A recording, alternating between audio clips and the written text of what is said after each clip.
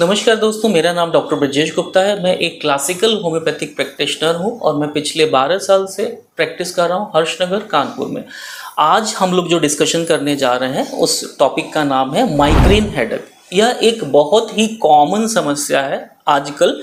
कि माइग्रेन का हेडेक जो है लोगों में बढ़ा है। चलिए हम जानते हैं कि आखिर माइग्रेन हेडेक है क्या। ये एक बहुत ही विशेष और स्पेसिफिक टाइप का हेडेक है जो आप देखेंगे कि एक सर्टेन पीरियोडिक भी हो सकता है या नहीं भी हो सकता है, या फिर एक साइड भी हो सकता है और या दोनों साइड भी हो सकता है। और जो particular type of characteristic pain है वह थ्रॉबिंग टाइप है या पल्सेटिंग है, जिसको ऐसे कोई हथौड़ी से मार रहा है टक टक करके। तो ये स्पेसिफिक टाइप ऑफ हेडेक है जिसको कि हम लोग माइग्रेन हेडेक कहते हैं। अब इसके साथ मुख्य कुछ लक्षण हैं जो हमें जानने चाहिए कि जब भी माइग्रेन हेडेक होता है तो अगर आपने कुछ मेडिसिन ले ली तो सही है, वरना अगर अनट्रीटेड रहा तो ये 4 घंटे से लेकर के 72 घंटे तक परसिस्ट करता है with the same intensity and same frequency के साथ में। और इसके जो मुख्य लक्षण हैं उसमें हो सकता है कि सेंसिटिविटी बढ़ी रहती है साउंड के प्रति या फिर लाइट के प्रति या कुछ विशेष सुगंध के प्रति। उसमें आपको बहुत ही मुश्किल हो जाता है उस सुगंध के बीच में रहना, या फिर लाइट एक्सपोजर में या फिर नॉइज़ के एक्सपोजर में। इसके अलावा नौशिया और वॉमिटिंग, ये 2 मुख्य लक्षण हैं जो माइग्रेन के साथ में आते हैं। अभी हमने लक्षण देखा,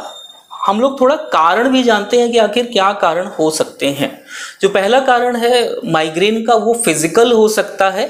कि वेदर चेंजेस हो गया या फिर कुछ खान पान से हो गया या कोई भी ऐसी समस्या हो गई जो वातावरण में चेंज के प्रभाव से आपका सर दर्द को बढ़ा रहे हैं, तो ये फिजिकल में हो गया। और दूसरा एक होता है मानसिक या मेंटल कॉजेज होते हैं, जिसमें से कि बीइंग अ होम्योपैथी में ऐसा मानना है कि अगर किसी प्रकार की जो है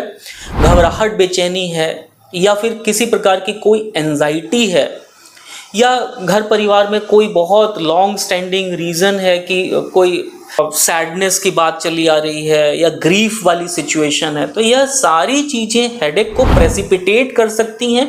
यहाँ तक कि जो है स्टार्ट भी कर सकती हैं। और तीसरा है प्री डिस्पोजिंग कॉजेज हो सकते हैं या अनुवांशिक है कि आपके घर परिवार में लंबे समय से बहुत सारे लोगों को चला आ रहा है, वही आप में भी इस तरीके का प्रेजेंटेशन हुआ कि यूनिलेटरल हेडेक है, एक विशेष समय या अंतराल के बाद में शुरू होता है और वह फिर एक सरदर्द की तरफ होकर के दूसरे तरफ भी होता है।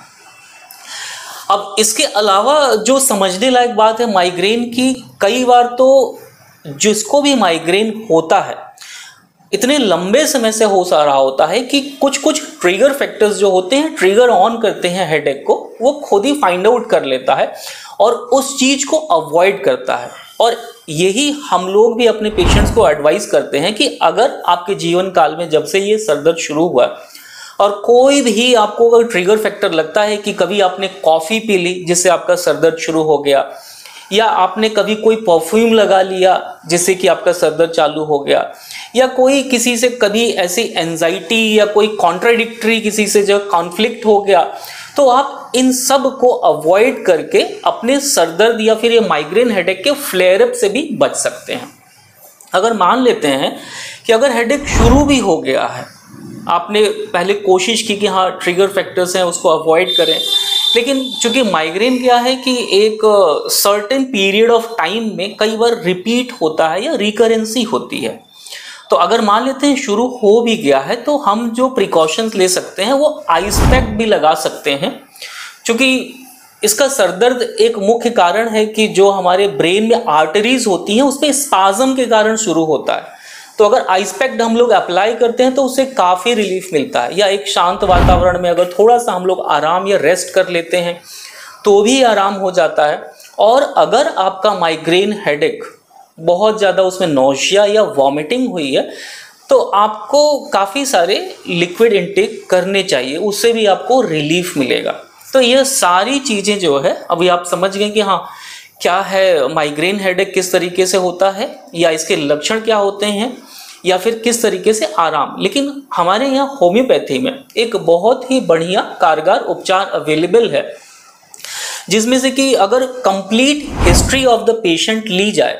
कि उसके पर्सनैलिटी को स्टडी करके या फिर जो मेन पॉजिटिव फैक्टर्स हैं उनको फाइंड आउट करके, तो एक